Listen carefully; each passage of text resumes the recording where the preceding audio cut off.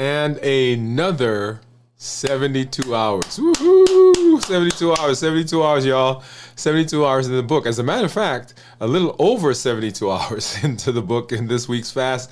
Hey, we are improving our metabolism. We're reversing our diabetes. We're getting off of medications. We are moving in a healthy direction. Hey, this is Dr. Dwain Woode. If you're new to me, that's Wood with an E. The E stands for endocrinology. Here I educate, I empower, and I encourage you to take charge of your health and your life, avoid complications, go to the next level. We're creating the life we've always wanted, and we are living limitless lives. That's right, limitless lives. Welcome, welcome, welcome. Wherever you're joining us from, we're glad that you are here.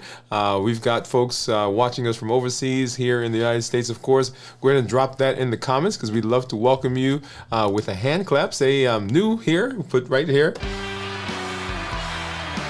Or if you are returning, we want to acknowledge you. If you have questions, go ahead and put those in the comments and put a Q in front of them so that we know that that's a question that we need to get to. We got some good things that we're going to be taking a look at here in just a minute. I've got my monitors that we're going to take a look at to see what's been going on with my blood sugars over the last little while. I've got my Dexcom Clarity report right below, and we are doing an complete review of fasting. That's right. How do we prepare for the fast? How do we get through the fast and what's going on in our body? And then, of course, how do we break the fast? And you get to see right here, right now, what I'm eating for the very first time after 72 hours of fasting. That's right. You get a front row seat to watch as I do that. And we'll talk about what that is, how we put that together, what the thought process was behind what I'm eating. If you've been following us, we want to encourage you to continue to get over to the YouTube channel, get over to the website. All of those videos that we've been doing are out there laid out. We'll talk about what that looks like here also. But we are excited that you're here. If you're fasting, if you are learning, if you are in the process of reevaluating some things in your life, if you are in the process of creating a community around you, all of those are important because they help set us up for success as we move into the future with our health. And see some of our community members out there will say hi here in just a minute. So a couple of things that I want to go over. And you heard me mention about some changes on the YouTube channel, on the website. What we've done is we have created a streamlined version of the YouTube channel. In other words, what we've done is we've taken a lot of the videos off of that main page and we've put them in other areas. So when you go to the YouTube channel, now what you will find is that there are actually two playlists to simplify that process for you. Two playlists. One is entitled Start Here, and that is intended for when you get here on the channel, you jump in and you can start right here.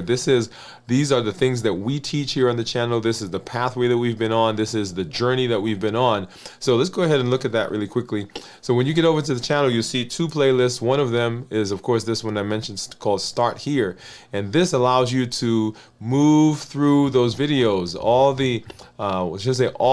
but a lot of the videos that we think are the pivotal videos, the pivotal points, the pivotal pieces of information that you need as you are walking along this journey. And this allows you to just jump in without having to search through, and you'll get to those videos and you'll walk through them as you walk down the path.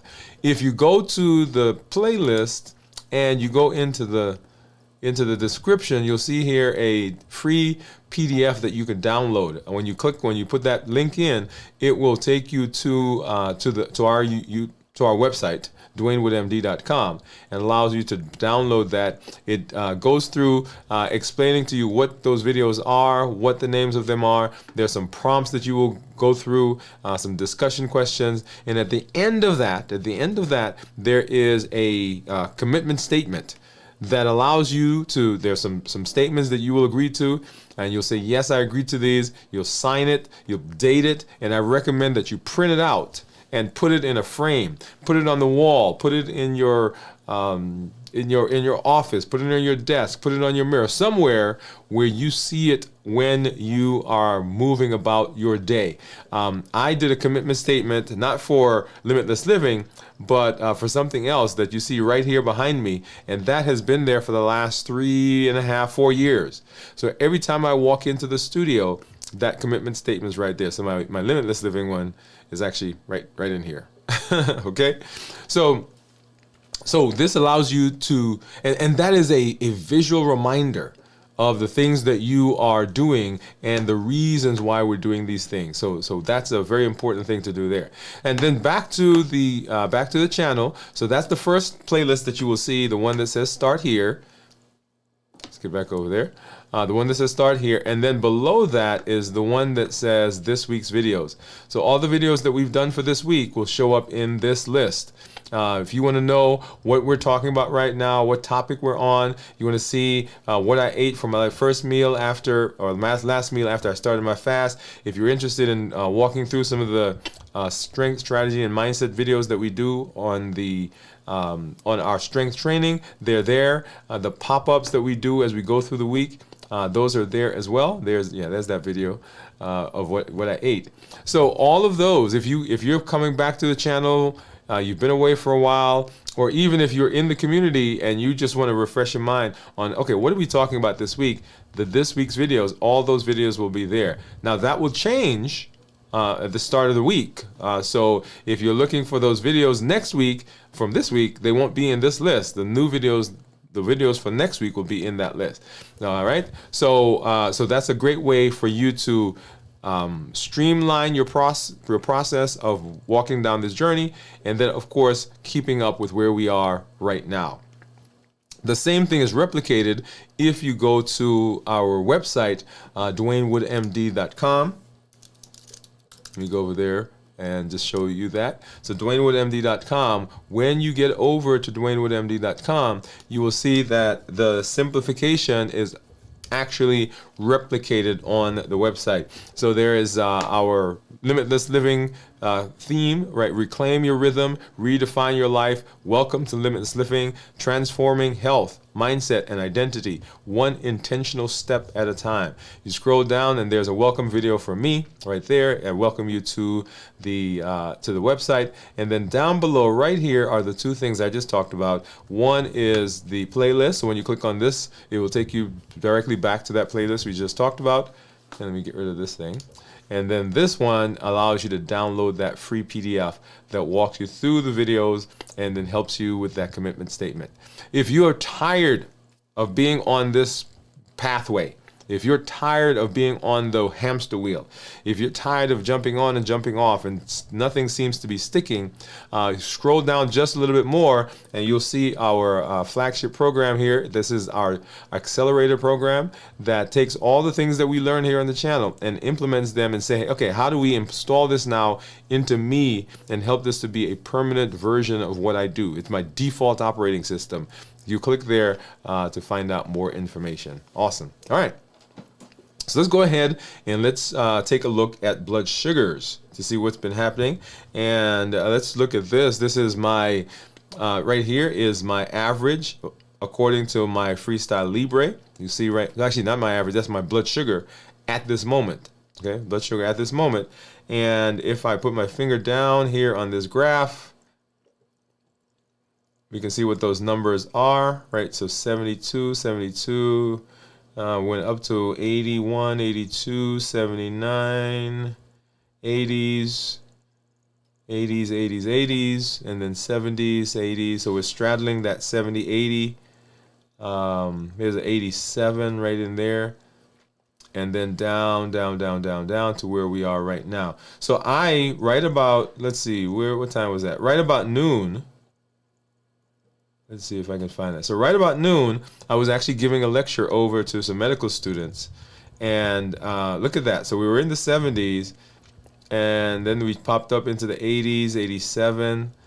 Right. What do you think is causing that right there? Yeah. So that's likely what was going on inside me as I was giving that talk. Right? Isn't that amazing that you get to see what blood sugars what happens to blood sugars when you do different things. Right. So yeah. So we did that talk from noon. We started right at noon, right there, and then we ended about 1 o'clock. All right. So right in there. Oh, interesting. Okay. And so if I take this and go down to reports. All right. And so time and range, and we're looking right here in a minute. There we go. So time and range is 77%. And low blood sugars are 23%. So if you combine those between lows and time and range, that's 100%. So 100% of the time, I'm not in the high range. If I look at the 90-day, 86% with 14% lows, getting out of this and going back to, say, average glucose. And what I like about this is it breaks it down into the different times of the day. And up here is my average, right? So that 84. And then down here is where it breaks it into the different times, right? So, yeah, so in the 80s. If I look at the 90-day average, right here is my average, which is 88. And then down here is what my average is for those days. Now let's go ahead and let's take a look at my Dexcom. And so my Dexcom says that my average is 102 with, if I look at my 24-hour, so right, oh wow, look at that. So right about there, so we spiked up into the 109s, 100s, and let's see what this one did when I was giving my talk. So right here about noon, 117, and by 1 o'clock, 120s. Okay, so yeah, so it shows a spike as well. And so this is what I love about these tracking devices is you can see what in real time, pretty real time, near to real time, what's actually going on with blood sugars when you do different things. When you're eating, when you're sleeping, when you're exercising. Of course, here you see as I was giving that talk. Very exciting, actually. I enjoy doing those types of things. All right, and so now let's take a look at what's going on with my blood sugar. So let's look at my monitors. And so for this, we're gonna go over here and get out ketones and blood sugar. Here is my keto or my Lancet, and so I'm gonna put this one back, and we're gonna get a test strip for the contour. What do you think my ketones are gonna be, by the way? Go ahead and drop that in the comments with a guess. All right, so let's get that in, and let's put that down, and go ahead and open this up. This is the one for the blood sugar, and at the same time, I'm gonna go ahead and open the one for ketones as well, because I don't want to have to stick myself again, and if I don't do this, the blood will dry or something. All right, so now let's go ahead and grab our Lancet and our finger right here. And I usually use a same finger. Sometimes I've switched up. All right, so that's a pretty good drop there. Get that in. Get this one going, and then I'll need to get another one because I need to make sure I get one for the ketones. And so 71 is what my Keto Mojo says. 77 is what this guy says. And then right there you'll see what the Dexcom says. Let's go back and let's see if we can let's pull this up. And this is the Libre. And so the Libre is more in line with what these guys are saying. You know, the Dexcom tends to be a little higher. And someone asked me recently which one is more accurate. And so when I got my A1C, the A1C, let me get this going. The A1C was more in keeping with what the Libre was saying. Okay, that's just a piece of data. Okay, so 77, and then let's see what this is. So 1.5 is what my ketones are. And let's go ahead and grab my Keto Mojo app, which is right here. And let's see if we can get that to sync for us.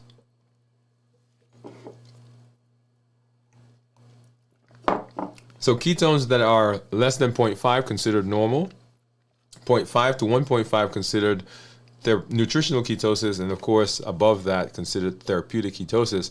So I am right at 1.5, so I'm in the nutritional ketosis period, and we want, whenever we are talking about ketones, we want them to be 0.5 or higher, right? 0.5 or higher. That means that we are burning fat.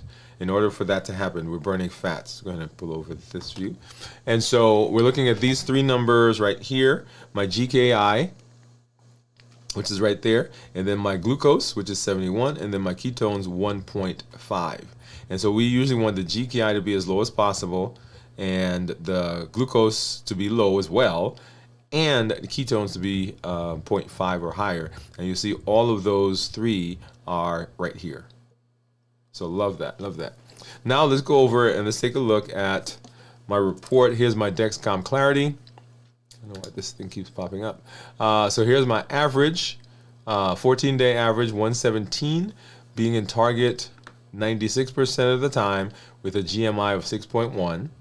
A glucose management indicator, so that would be a surrogate for my A1C. So if I got my A1C, it should approximate that. And if you saw our show on Monday where I walk, if you didn't see our show on Monday, go ahead and watch that, where I actually walked through my lab results, my personal lab results that I had when I had my doctor visit. So that was our show on Monday, so go ahead and watch that.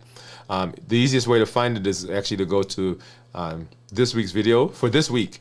Now, if you're watching this on the replay, it may be in a different place, but it's there. We did that show on Monday, a complete lab review of my personal labs when I have my doctor visit.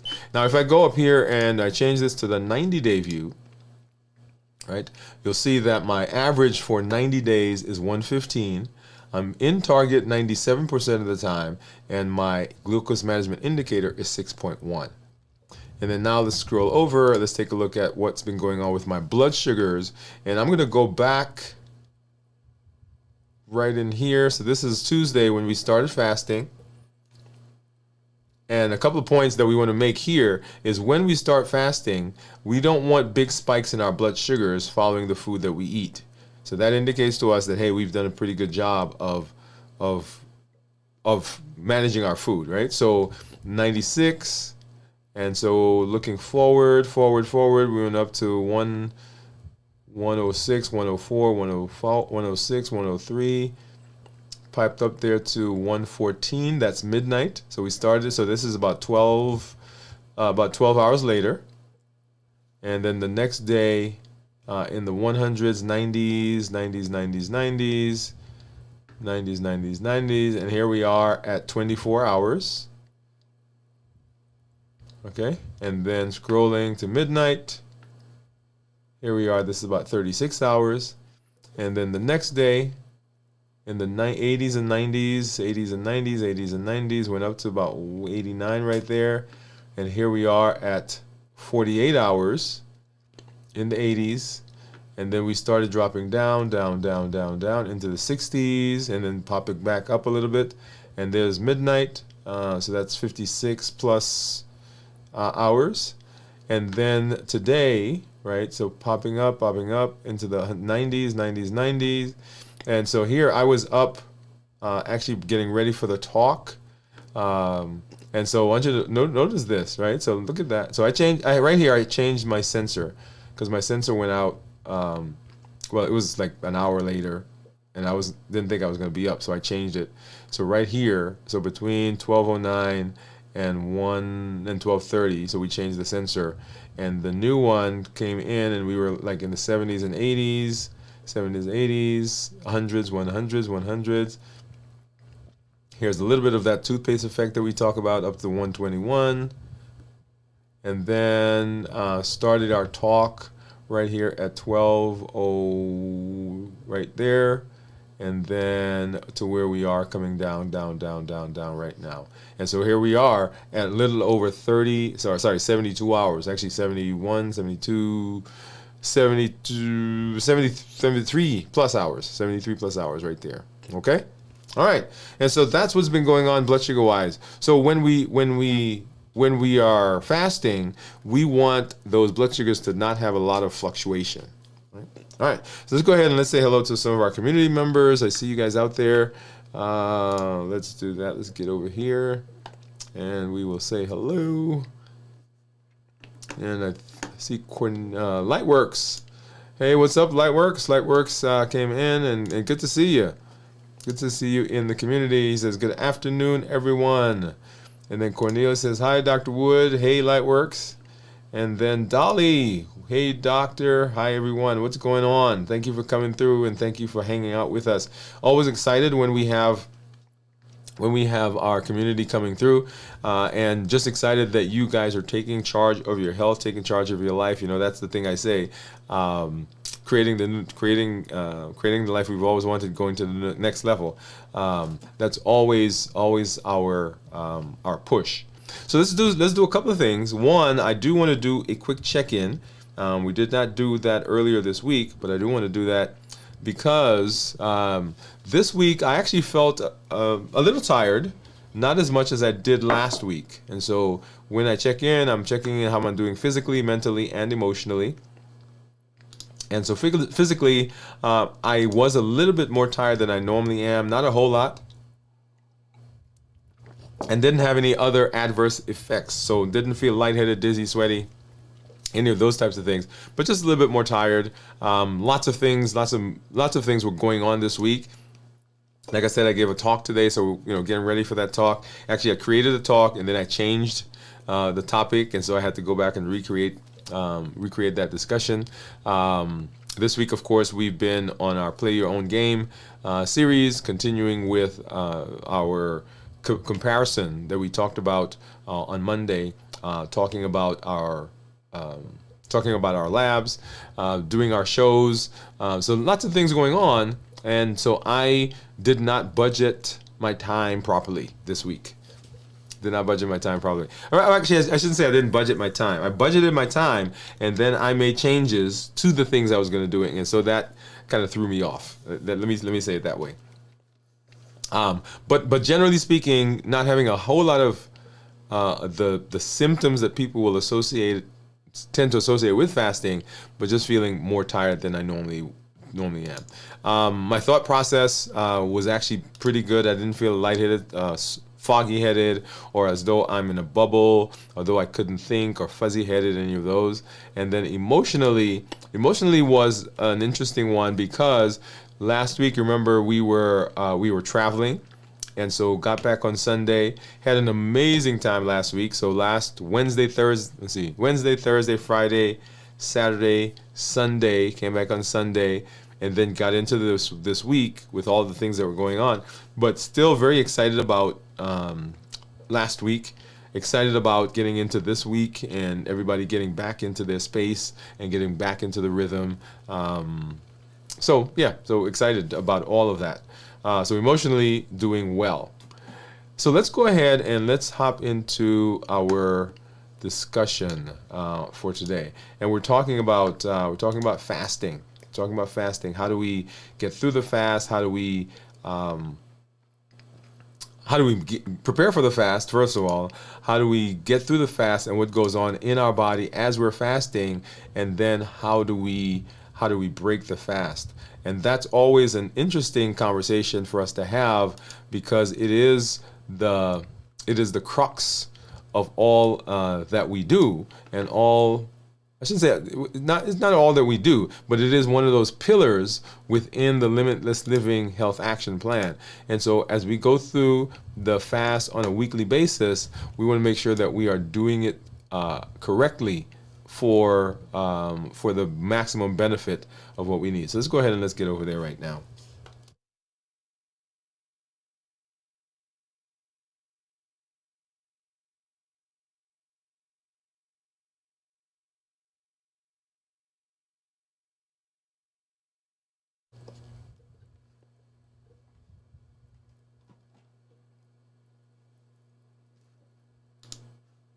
All right, and so we are in the fast, and people will say to me, why are we fasting? What's the purpose of the fast? And the purpose of the fast is to help us with our metabolism. Generally speaking, that's the idea. So, as I was talking to the medical students earlier today, we had a conversation about metabolism. What is metabolism? It is the body's, it is the process that we think about when the body's converting food to energy. All right, so we're taking the food that we eat, and there are a bunch of things going on in the body, and it's taking that and it's making energy, because energy is what we need to live.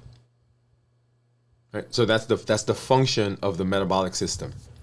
Whether that's stuff that we are eating that the body is using immediately, or stuff that we're eating that it is storing, or things that we're eating that is then converting to other components in the body that it needs to regulate the body to be able to stay alive. So all of those and other processes are all connected to metabolism. So you see, if metabolism is dysfunctional, then pretty much everything in the body can become problematic. So whether we're putting in the wrong things, or the body can't convert the things, or something is in the body disrupting the process of metabolism, anytime there's dysfunction in the metabolism, that sets us up for difficulty. And so we want to make sure that we are doing what we need to do to maintain good health. Okay? And so when we talk about metabolism, what we're doing is we are looking to see what's going on, what is the dysfunction, and how do we correct it. And as part of that, we've been walking along the Limitless Living Health Action Plan. 7 pillars that says, okay, this is a blueprint, this is a checklist, this is a set of guidelines, guardrails, that if we follow, if we go along this path, that we will end up with the product that we're looking for. And the product we're looking for is long, healthy life. You've heard me say, and I've been saying that we want to connect the things that we're doing, those numbers that everybody's tracking, those numbers that you look at on your lab, the scale, the blood pressure when we check the blood pressure in the office. We want to connect those numbers to something practical for you. What does it mean when you say I need to have an A1C of a certain number or an average blood sugar? What does that translate to in my life? It's kind of like, me saying to you, go collect rocks. Well, if the rocks have no bearing, you have no concept of what rocks mean, why would you collect rocks? And if you did collect rocks, after a while you stop because, well, why am I doing this? Why am I collecting these rocks? And so simply looking at that number doesn't really mean anything unless it means something to you, which is why on our show earlier this week, we went through and walked through what my personal labs were when I saw my doctor and what they mean. So understanding that, very important. So as we're walking down this path, there are several pillars that we walk through, several things that we do, several tools that we use. And one of the tools is this idea of fasting. And anytime you're using a tool, you want to know how the tool works, what are the benefits of the tool, when to use the tool, right? And what I should expect as I'm using the tool. What is the best practices for using the tool? And so as we fast, that's what we're going through. We're walking through the process of understanding our fasting tool, one of the components of the plan, how it works, and what benefits it gives us. Okay? So to set the stage for what it does, what does fasting do? Fasting helps us to regulate the metabolism. It helps us to reset our body and get the body ready for the improvements that we're about to make. In a nutshell. So specifically, it improves our insulin resistance. It helps us with our weight. It brings our blood sugar down. It helps us with inflammation, helps us stimulate and strengthen our immune system. It helps us with energy. It helps us with with neurodegenerative diseases. So all of those things are things that are going on in the body when we fast. And that is the reset. So when I talk about fasting, I said fasting is a reset process that takes what we have, takes the body, and it's kind of like buying a building, taking an old building, and you're gonna renovate it. Well, the first thing you do is you come into the building and you begin gutting it. You take out all the old, broken stuff that's not being used. You take out some floorboards, maybe pull down a wall, take out the cabinets, throw away the carpet, all those things, and getting ready for what we're going to do as we improve. And so fasting is one of the ways that begins to happen. Okay? And so that's why we are in the process of fasting. So we're talking about, okay, fasting. So fasting, we're doing a review. What do we need to do? What do we need to know when we're fasting, and what does that mean? What does that mean for us? And so when we're fasting, I talk about fasting in a couple. I was going to say a couple. I talk about fasting in several ways. Talk about fasting in several ways. And one of the ways that I talk about fasting is I break it into 3 different segments. Number 1 is, how do we prepare for the fast? Number 2, how do we get through the fast successfully and what's going on in the body? And then number 3, how do we break the fast? And by the way, you're going to see what I'm going to eat for the first time here after 72, 73, 74 hours now into our fast. You get to see that here firsthand. So how do we prepare for the fast? Why is preparation important? Because how we prepare for the fast sets us up for what goes on in the fast and what goes on after the fast. So some quick points here, because we're going to spend some time in some other areas. So quick point. Number one, our mental preparation for the fast is paramount. Our mental preparation for the fast is paramount. Fasting is not just not eating. Not eating is a component of fasting. But if you show up one day and say, you know what, I'm not going to eat today, tomorrow, the next day, the likelihood that you get there successfully is low. Now, can you get there? Yeah, some people can push through. Some people have some pretty strong willpower. They grind their teeth, they grit, they hold on for dear life, and they make it 2 days, 3 days. The question is, how do we do that consistently? And it is because the mindset that we have is of such that it helps propel us there. That's why in the Health Action Plan, one of the components, one of the pillars is mental mastery. How we see the fast, how we interpret the fast, how do we think about it and what it's doing for us is very important as to how we get through the fast and the things that we do as we are in the fast when issues come up. So if you come into the fast begrudging, like, man, I really don't want to do this, then anything that pops up is going to help you, is going to make you stop. Because you didn't want to be there in the first place. But coming into the fast, understanding that the fasting, y'all, is just a tool. Fasting is a tool. It's like the hammer. It's like a toothbrush. It's like a screwdriver. When I have to use a screwdriver, I don't get mad at the screwdriver. I use it for what it's supposed to do for me, and then when I'm done, I put it back. And so that's fasting. That's where I want you to put fasting. Fasting is a tool that you get to take out when you need it. You use it to get the benefit, and then you put it back. And so coming into it, understanding that the fasting is giving me a result. It is a tool that gives me a result, number 1. Number 2, fasting is a reset of my body.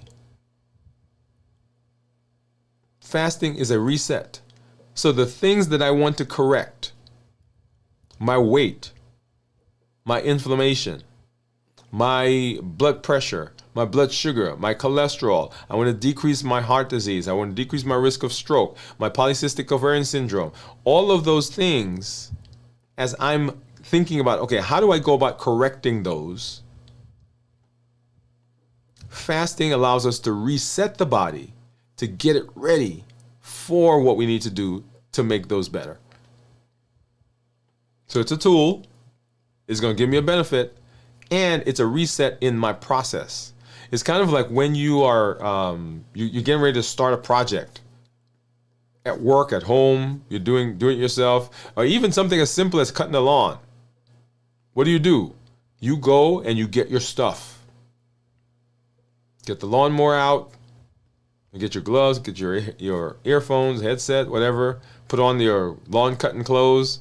Make sure there's gas, or make sure it's charged if you're using electric. Make sure it has gas if you're doing a riding lawnmower, right? You walk around the lawn, depending on where you are. Make sure that there's nothing on the lawn that's going to mess up your lawnmower. So what you're doing is you're preparing. And that's what fasting does. Fasting is a part of that preparation process for what we're going to do in the body. Fasting does three things that are super, super important. Number one, fasting decreases our insulin. Number two, it suppresses our appetite. And number three, it reduces sugar. It decreases insulin, suppresses appetite, reduces sugar. And we'll talk about those three components more when we get into the preparing, going through the fast, and of course breaking the fast. So that's what fasting does. And those things themselves, those three things I just talked, those pillars are the pillars for reversing diabetes. But because diabetes is the ultimate in metabolic disease, reversing diabetes allows us also to use those same components, those same things to help with other disease processes. All those diseases along the spectrum that we talk about. So mentally preparing for fast, very important. Understanding what it's doing, how it's helping us, what the point of it is, and what I am personally doing. Playing your own game, right? What is my personal goal when I am walking down this pathway? So mentally. Number two, physically. How we prepare physically. You heard me talk a little while ago about being tired. If I come into fasting tired, I have a more difficult time getting through the fast. Not because there's something wrong with fasting, but because I come into it already drained and depleted. And so when there are hormonal shifts, when there are energy shifts, I feel that more profoundly, and I think, oh, something's wrong because I'm fasting. So getting good rest, making sure you're hydrated. Because if you're not, you'll have palpitations, feel like you're lightheaded, dizzy, sweaty, because the heart has to move faster to move less blood, because you have less volume, has to move faster to get the same nutrients to the vessels, to the cells, to the organs. So we feel that. Not because of fasting, but because we're dehydrated. And then the big one that I want to talk about, of course, is food. The way we eat in our non-fasting window has significant implications on what happens during the fast and at the end of the fast. When we eat, remember metabolism, when we eat, the body has to take that food, convert it to energy, and then do something with it. So if we eat something that has a lot of carbs, high sugar, then the body has to process all of that and use it up before it depletes the liver from the glycogen that's stored there, before it gets to the fat. So there's a delay depending on what we ate coming into the fast. That's why when I do my check-in with fasting and the things I eat, I say I want to make sure that I don't have big spikes in my blood sugar following what I eat. Because if I do, then I'm delaying my process of getting into ketosis. And we don't want to do that. So mentally, physically, and then emotionally, and I'm going to throw in here socially. Understanding ourselves, understanding the things that trigger us, understanding the things that push our buttons, the situations, the relationships, the conversations. Very important. Because emotionally, that's where we tend to have our biggest issue. If it weren't for the emotions, most people would be able to fast and be able to fast longer. But they get upset. They become depressed. They become bored. They become tired. They become anxious. And they normally use food to soothe themselves. And when you're fasting, there is no food to soothe yourself. And so what people do is during the fast, if they don't understand this about themselves, something happens that pushes their buttons and they resort to food. And so they break the fast. And then they get into this cycle. Oh man, I'm such a bad person. I couldn't even last through the fasting and blah, blah, blah, right? So or fasting doesn't work for me. And so they go down that rabbit hole when it's not a fasting issue per se. It's an emotional issue. And so understanding the things that push your buttons are very important. And that's why we talk about our heat model. Right, the heat model says that there are certain things that are the things that we respond to. Habits, emotions, access, and taste. And those are the things that push our buttons and put us in a space where we're breaking the fast not because of the fast, but because something has triggered us. Right? So those are those triggers. Habits, emotions, access, and taste. Habits, emotions, access, and taste. So understanding this about ourselves is very important because that allows us to understand what's going to go on, what's going to happen when we're fasting. Okay? So preparation for the fast, very, very important. How we prepare for the fast will set us up for success, or it will make it more difficult for us to fast. So a couple of takeaways that I want you to get as we talk about this phase of fasting, and they are that fasting is important. Let me pop that up here. Preparation is key. We want to prepare mentally. Now, there are lots of other ways to prepare, but I put this specifically because I want you to be mindful of this. Prepare mentally. Get good rest. Eat nutrient-dense food, so the things that we eat affect the fast, and then get into community. Be sure that you are in a supportive group. Very important. And so that's preparing for the fast. Now, let's talk about the fast itself. How do we get through the fast and what's going on in our bodies? Now, we can divide this up into several areas, 24 hours, 48 hours, 72 hours. We do a 72-hour fast here I personally do that. A lot of our community members do that. Many people do 48 hours. We've encouraged everyone to work their way up to fast at least one 24-hour period during the week. Once a week. And this is not just, we're doing this for the next 90 days. No, this is once a week. For now, forever, you're going to work your way up to be able to fast one day a week for a 24-hour period. And when we talk about fasting, let me make that point. When we talk about fasting, we're talking about fasting from any calorie-containing food. Now, I drink, what am I drinking right now? Oh, this is zero sugar. Zero sugar soda is what's in this thing right now. But I don't eat anything. I used to at one point chew gum, and then I looked at the package and it says zero sugar, but then it has 1 calorie.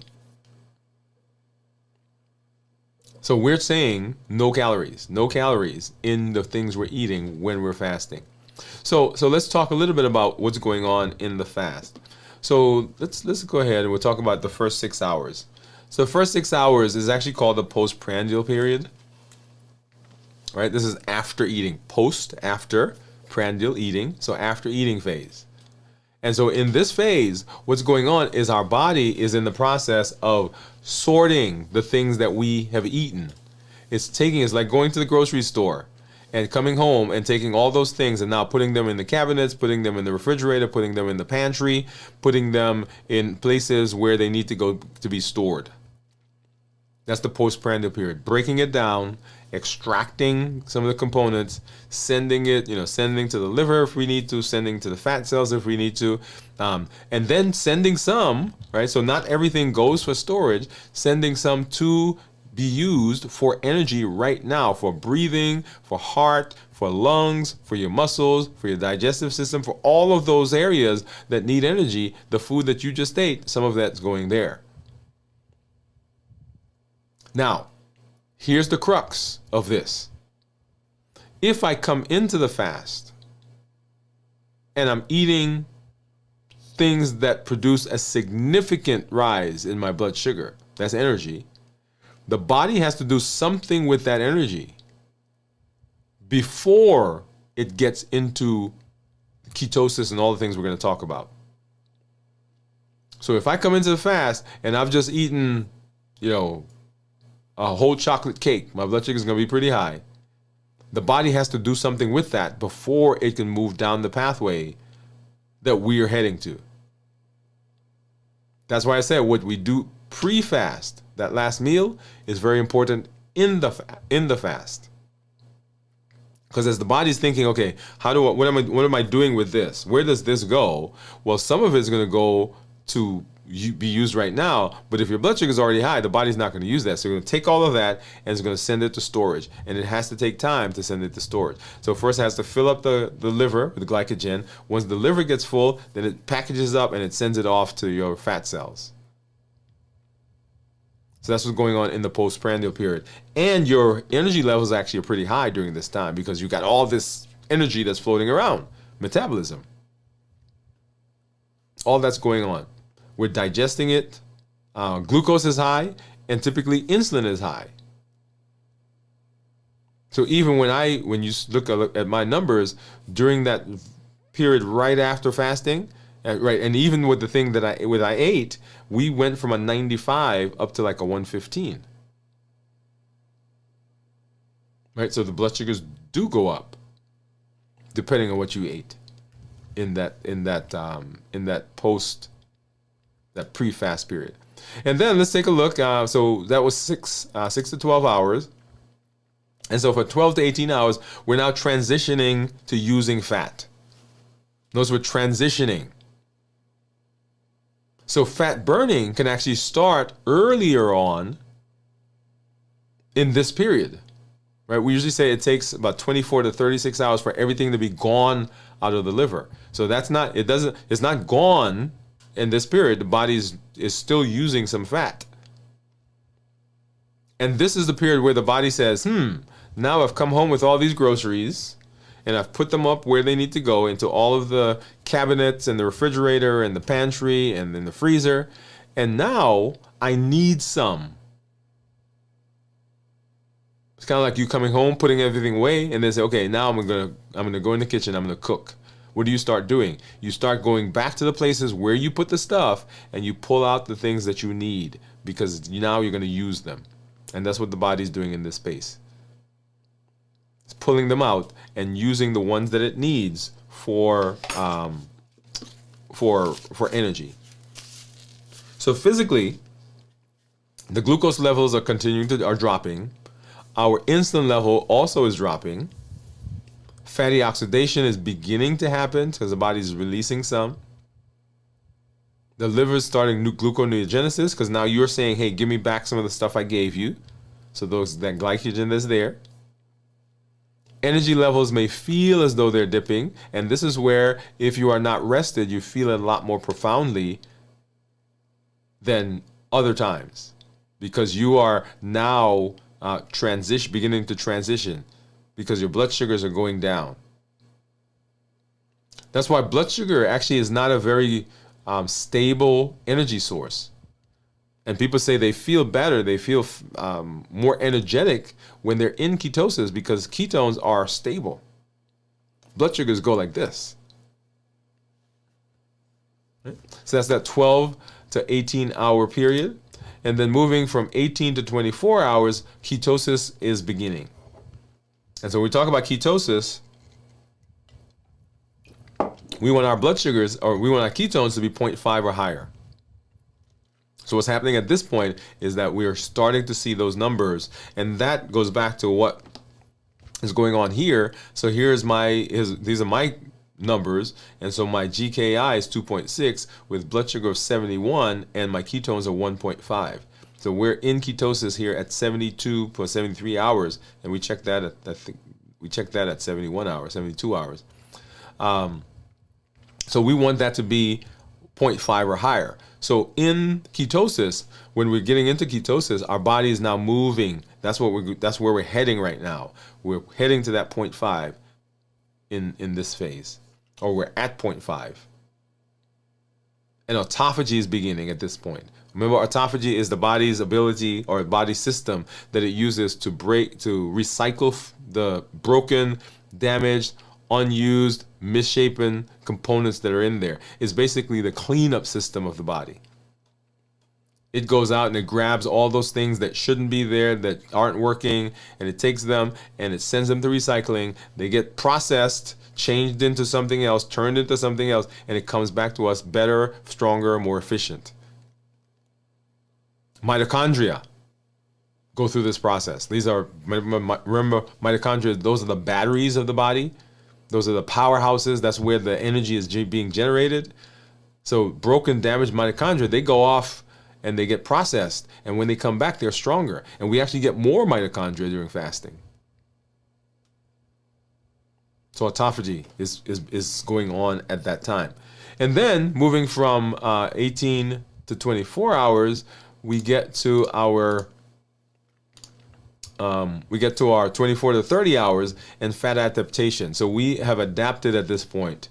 So we are having significant increases in our ketones, right? So as you saw, 1.5 there for me.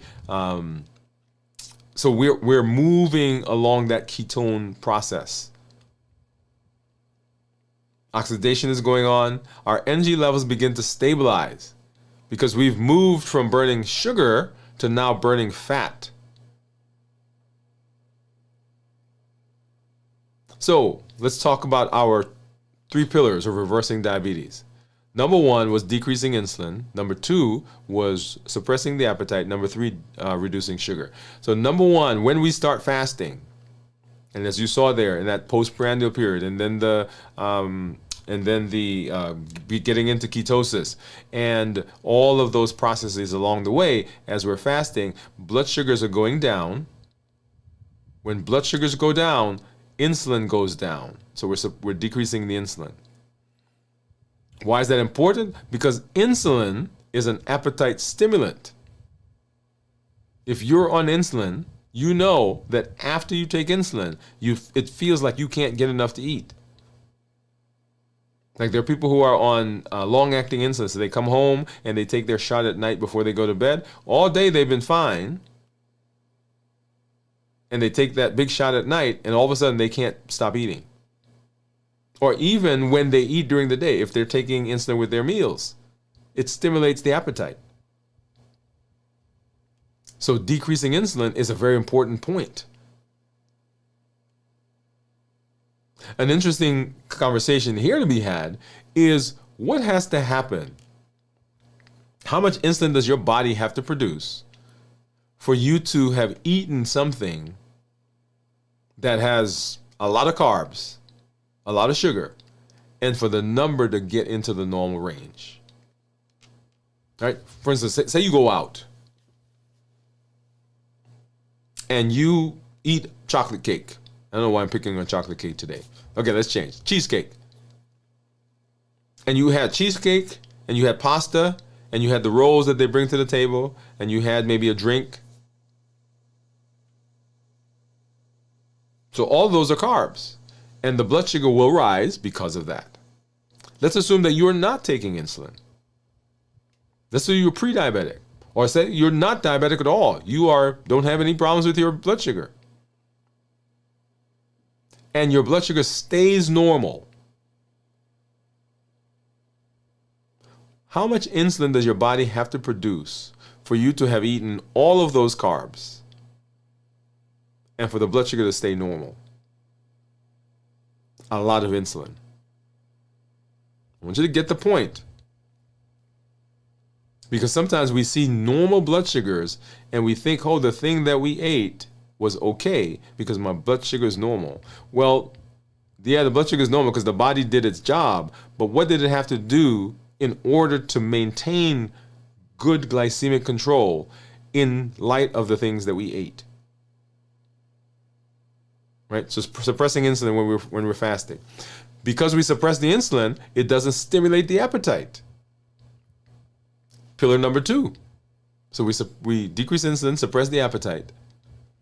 And when we do that, because we are not eating, we're not putting anything in, the blood sugar's going down, the appetite is suppressed, so we're not looking for things to eat, so we've now reduced the sugar. So pillars 1, 2, 3.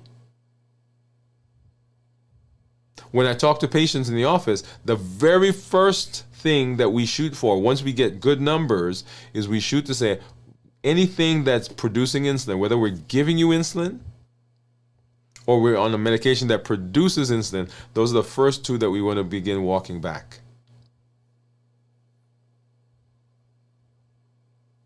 So suppressing insulin, decreasing insulin, suppressing appetite, reducing sugar, right? And that's what's going on in this process. Fat adaptation, all of that is happening as we are moving through the metabolic space. Very, very important point that I wanted to make there. And then what I want to do is, let's go ahead and I'm going to skip through a couple of things because I want to get over here. And we've not done this in a while, but we're gonna hop over and we're gonna do that right now. So let's talk about what's going on post the 24 hours, right? So 26 hours. We have increased lipolysis, so that's the breakdown of fat. So physically, fat breakdown is accelerated, right? That leads to increased free fatty acids. Remember those free fatty acids, because triglycerides come, we break it off, free fatty acids go into the bloodstream. In terms of our thought process, we continue to adapt to the ketones use in the brain. And remember, the brain loves ketones. Beta hydroxybutyrate is great. And during this process, we're getting that BDNF, brain-derived natriuretic factor, which is like miracle grow for the body or for the brain. And then 27 hours, autophagy begins to increase. So it's already going on. We talked about that. But now it just begins to rev up. Cellular cleanup is going on. It starts to intensify. We get bigger, higher, better processes as we get longer into the fast. Damaged proteins, damaged organelles, those are the things that are inside the cells. They're being recycled. Some people report that in this phase, they have significant mental clarity. We talked about that a little bit when we were on our show last night. And then 28 hours, there are hormonal adjustments that are going on. Insulin levels are low. Insulin sensitivity begins to improve. So now that insulin is gone, the body is using the sugar that's around without insulin. This is a great point to be made for those people who are doing fasting workouts. Because when you're working out during the fast, remember, your body's not using insulin to pull the sugar into those muscles. Those GLUT4 transporters have gone to the surface and they're sucking sugar in. That's why when you work out, you're actually improving insulin sensitivity. So the insulin that's in your system, the body doesn't have to use that to lower sugar because your body is sucking it in. Those muscles are sucking it in. So your body can actually lower the amount of insulin that it makes. Or you can take less insulin from outside. Or you can take less insulin producing medication. Okay, that's a 28 hours. And then 29 hours, we're getting deepening ketosis. Ketone levels are continuing to rise. They get more energy for the brain, more energy for the muscles. A lot of people start to get heightened alertness and concentration. Hunger is going down because remember ketones, when the ketones come, they suppress appetite as well. So we got lots of things that are going on to help with our appetite. The blood sugar's gone down, insulin's gone down, so it's not stimulating our appetite. And now ketones are coming on board, and those ketones are suppressing appetite. And ketones are actually also slowing our GI tract. At 30 hours, we're in full ketosis. Because those the glycogen that's in the liver is pretty much gone at this point. The body is now in a state of full ketosis. Fat is the primary source. We've changed over from using carbohydrates like the hybrid car. We're no longer using gas. We're actually now using the battery. And our cognition is enhanced. We've talked about the fact that when we're fasting, we have these amazing interactions and connections that we're making in our mind. Just beautiful. Okay. So 31 to 36 hours, we got sustained ketosis going on. Autophagy is in full force. These are where we get the sustained ketosis, continued autophagy, energy levels stabilize, and a lot of the initial side effects of fasting begin to go away. So people say, okay, I don't feel hungry anymore. Oh, I'm not as lightheaded anymore. Now I have energy. Now my thought process is better. Because we're no longer relying on sugar, we're now relying on ketones in full force. And then 37 to 42 hours, we got increased cellular repair. So autophagy is out there now, is doing its thing. This is where we talk about increased immunity increased or improved immune system, decreased inflammation. People are talking now about improvement in our cognition. So improvement in neurodegenerative diseases. All of that's going on. Cells that were there, that were primed to move in the direction of cancer, are being gobbled up, broken down, sent to recycling. It's being cleaned up. I want you to get the significance of that. Right? All of this happening as we move through the fast. So I wanted to make sure that we did that, because we don't usually do that when we talk about fasting. I should say we don't usually do that. We've done it in the past, but I wanted to do a little extended version of that today as we move through that space. And then, so we've prepared for the fast, we've gone through the fast, and then we want to talk about how we end the fast and what we do when we're breaking the fast, because that is the third component of the fast that we talked about. How we fast successfully. How do we fast successfully? We do that because we look at all three of those. And the third one is breaking the fast. And when we're breaking the fast, what's important is what are we going to do and how do we eat? So let me go ahead and pull this up for you here. You get to see for the first time in 72 hours what I'm going to eat. All right, let's go here. So I've got my salad. As you know, we start with a salad, and then we layer these other things on the salad. So my salad, the reason I do a salad is because salad gives me bulk. The hunger hormone is based on stretch, so my stomach stretches and the hunger hormone goes down. So number one. Number two, salad helps to blunt the rise in sugar that may happen based on any of the things that are in this meal. So even though, and if you go back and watch what I ate on Tuesday as we started the fast, even though I'm eating a balanced bite meal, there are still carbohydrates in the things I'm eating. For instance, the lettuce and the tomatoes. And that will cause a spike in blood sugar. And when I eat the salad, the fiber that's in there blunts the rise because it blunts the absorption. And of course, salad gives me nutrients. It gives me some hydration. Lots of good things there. And then I've got some protein. So let's walk through this together, because these are the things that we want you to know. So when we talk about eating, our eating is based on balanced bites. So let me go ahead and pop that up. So balanced bites. So whole foods first. We want to minimize processed foods. No added sugar. Lean protein, healthy fats. Starchy and non-starchy vegetables. Tasty and flavorful. And we want appropriate portions. Okay, so that's what we want. So let's go back over here. So whole foods, right? So everything here, whole foods, except for what you're gonna see here. I'm gonna put some dressing on this in a minute. The cheese, right, that's in there would be the only other things that's not whole foods.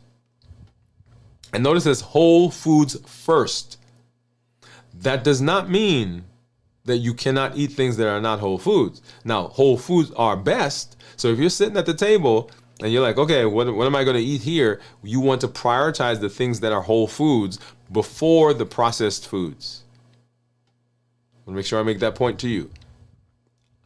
And we deliberately did not say only whole foods. Whole foods first. So as you're looking at the things, you want to say, okay, of the things that are here, what can I eat? What will I eat? And we're prioritizing the things that are whole foods. And whole food simply means things that are closest to when they were created, when they were made. Okay, like here, let's take this for example. So I've got some chicken and some steak. I can take this and I could process it and put it in a can. So if I had a choice to eat this steak versus the steak in a can, I would eat this first. But if all I have is what's in the can, guess what? I would eat what's in the can. So I want to make that distinction. Okay, so whole foods first. Minimize processing. And that goes along with whole foods. So minimize processing. So the only thing here that would be processed would be the cheese that you see there. I have some dressing that I'm going to put on there in a minute. So that's processed. What else? Now the beans did come out of a can, right? So the garbanzo beans did come out of a can. I could have, bought the regular beans and soaked them, but I didn't, right? So that's what those processed. No added sugar. So nothing here has added sugar. Probably the dressing will have some added sugar. Lean protein and healthy fats. And so this is some steak strips that I got from, let's see, when did this come in? So yesterday they brought a meal in to the office, and just like I do on Tuesday, I grabbed, that's what I used to eat. That was my last meal prior to the fast. And so yesterday, as I was thinking, okay, what am I going to eat tomorrow as my first meal? They brought this in, and I said, okay, I'm going to use the steak. Actually, some of this that you see here, the lettuce, there's some green, red onions in there somewhere. Those come, and the black beans. Those actually come from the salad that came with this. And then here is, of course, as you know, I do jerk chicken and curry once a week. And so this right here, let's turn it around this way. This that you see here, this is jerk chicken that I made, and this is the steak that came from the restaurant. So whole foods, minimize processing, no added sugar, lean protein, healthy fats, and so I've got some fat in here. So I've got some cheese, right? So here's some cheddar cheese, and here's some feta cheese that's in there. And what else? Portion controlled, right? So this is probably more. So they said, in terms of meat, you should have size of a stack of cards is your size, and then this is probably half of this would be a salad. Okay, portion size, and then tasty. Now I haven't tasted it yet, but it looks good. I'm anticipating it's gonna be good. That's right. Delicious. So first time in 72 hours, you get to see that's what I'm eating right now. And for the dressing, I've told you that there's a place here in town, and I love the dressings that they have. And so I usually get that, and then I mix it with some other things. And so I'm just going to go ahead and put some of that on here right now.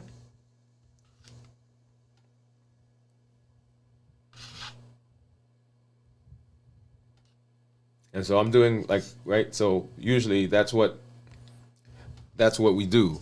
So we don't usually eat the right portions of salad dressing.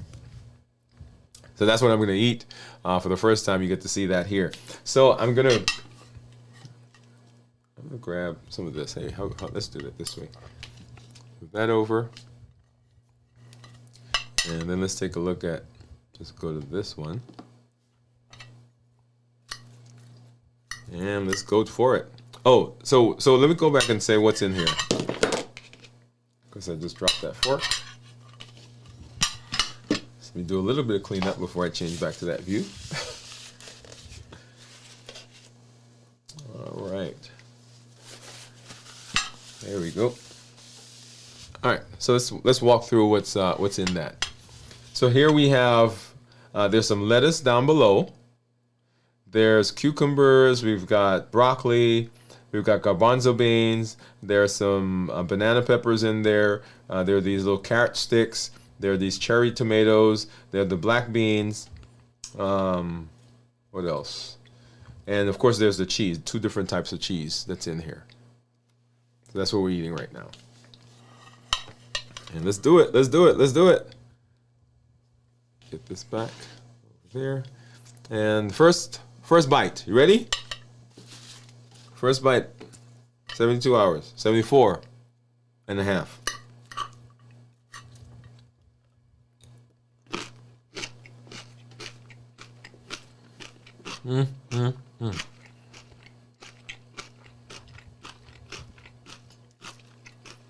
That's good. The other reason I like salad is I am big about textures. Like I don't like mushy, soft food. So right now, this is like my taste buds, my mouth is just amazing because there's. Well, I shouldn't say I don't like soft foods. I like combinations. There's textures, flavors, some crunchy, some soft. And so right now, my taste buds are going crazy. They're like, yes! Because I've got the lettuce, I got the garbanzo beans, they got the cheese.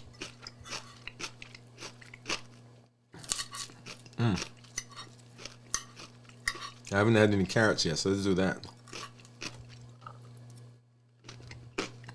Oh yeah.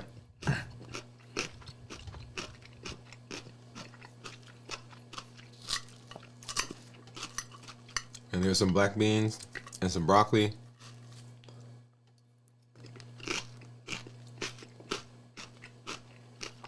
And then there's the dressing that's on top of it.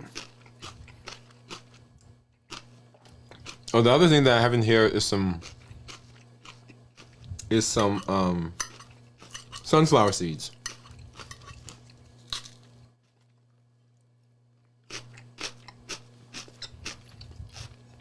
And y'all, I haven't even added any of the chicken or the steak yet. And this is amazing. I just had some of the sunflower seeds and that, what I just ate. Just adds an amazing flavor to it.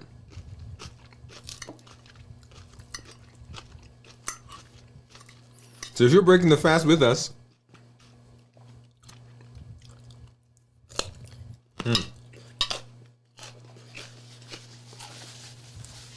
I'm always excited to know what you're eating.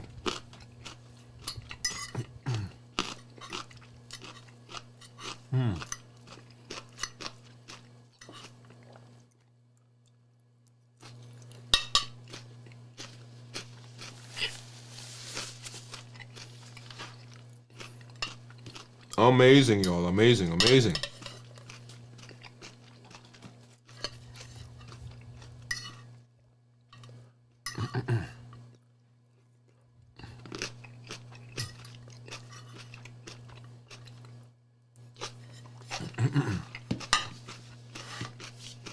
Let's go ahead and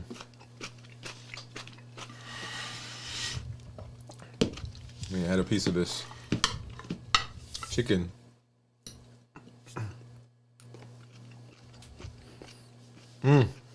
Yep.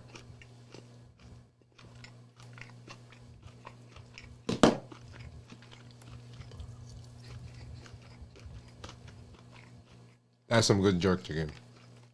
If I do say so myself.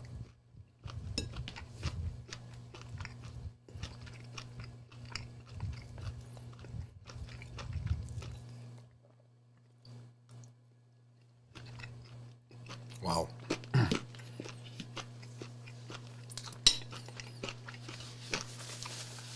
So 74 hours.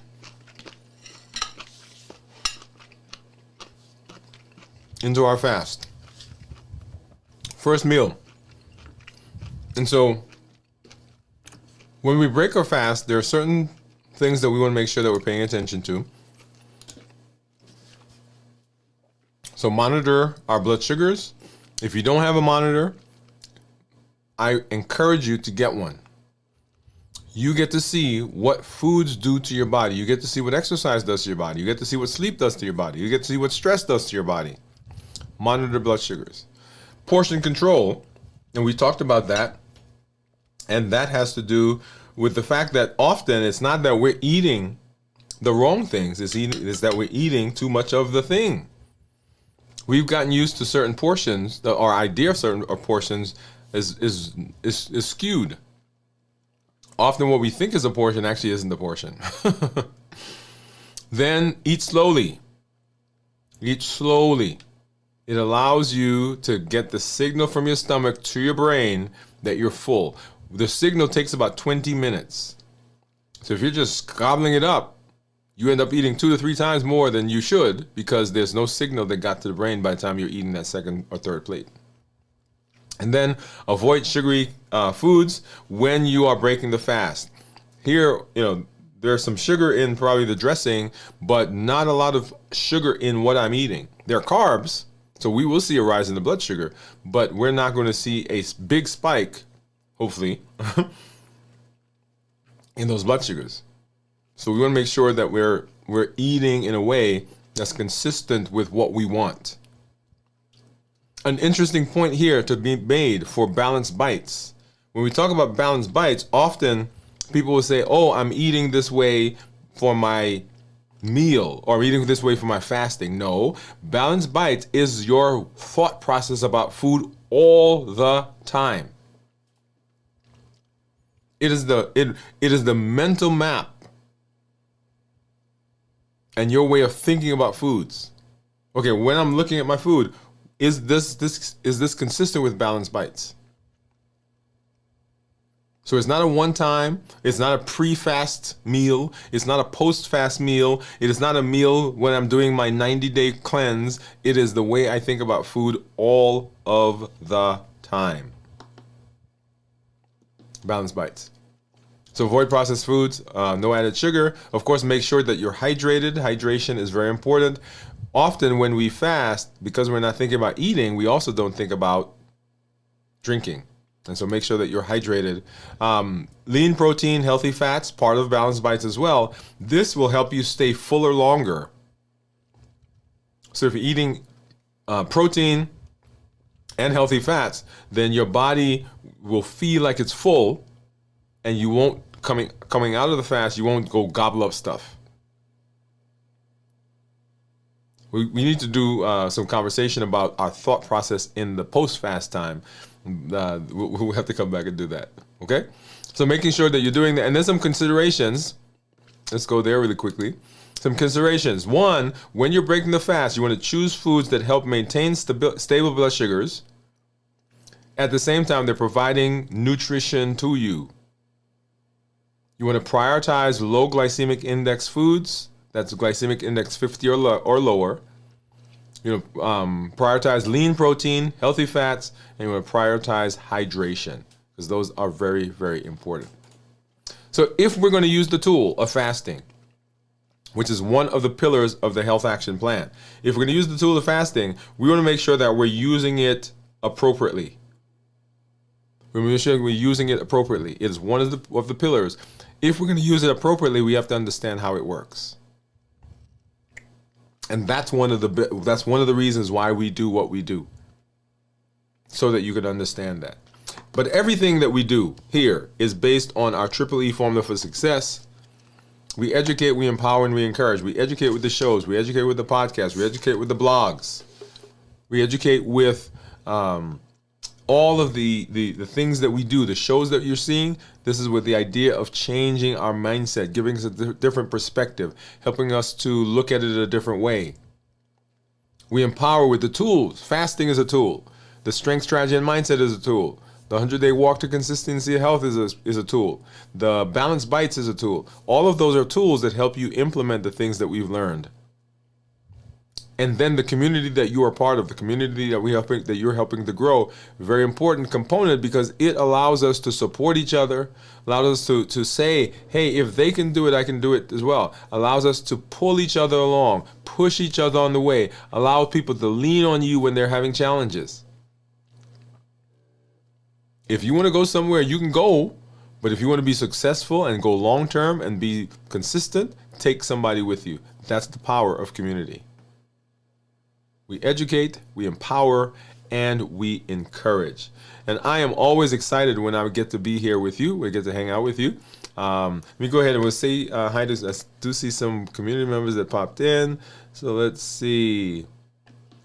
So we were there. So Cornelia was saying hi to Dolly. Dolly says hi, Cornelia. Kenty said, here we go. What's up, Kenty? What's going on? What's going on? And Cornelia says, hey, Kenty. Yes, that food looks so good. Kenty's waving. And Cornelia says, thank you, Doc. Awesome. It's awesome. So the food does look good. I know sometimes people say, hey, you're triggering me. That looks so good. But I'm always excited when I'm here with you. We will continue our trek through the week on tomorrow night at 9 p.m. We'll have video from the vault. And then on Sunday morning, we'll have This Week in Review at 6 a.m. Central. We'll be back on Monday for Dwain Woode, MD Live as we continue our trek in our series, Play Your Own Game, and as we continue walking along this path of being metabolically healthy. Remember, we are not chasing a number. We're not chasing an A1C. We're not chasing a blood sugar. We're not chasing a weight. We're not chasing any of those things. What we're doing is we're trying to figure out how do we keep you alive as long as possible and how do we keep you as healthy as possible. That's the goal. All the other things are markers on the way and they help us to know if we're heading in the right direction. But ultimately, we want to know, how do I stay around so I can romp and wrestle with my grandkids? To watch my daughter and my son walk down the aisle and get married, to start their own family, to see my kids graduate from college and take their place in society. How do I stay around to enjoy the things that we have put so much time into now that we want to travel and we want to visit other places and we want to hang out together? That's what we're trying to do. That's what we're working on. How do we keep you around as long as possible, and how do we keep you as healthy as possible? If you're tired of being on that rat race, being on that treadmill, being on that hamster wheel where you start and you stop and it doesn't seem to be taking, and join us in the accelerator. Go to the website, DwainWoodeMD.com, scroll down, past the welcome video, past the two boxes that say start video, and click on learn more, get more information about our accelerator. It is our platform program that helps to implement the things that we're learning. And how do we make this the default operating system for our body? Hey, this is Dr. Dwain Woode. That's Wood with an E. The E stands for endocrinology. Here I educate, I empower, and I encourage you to take charge of your health and your life, avoid complications, go to the next level. We're creating the life we've always wanted, and we are living limitless lives. Now, go live a limitless life and have a great weekend, everybody. Bye-bye.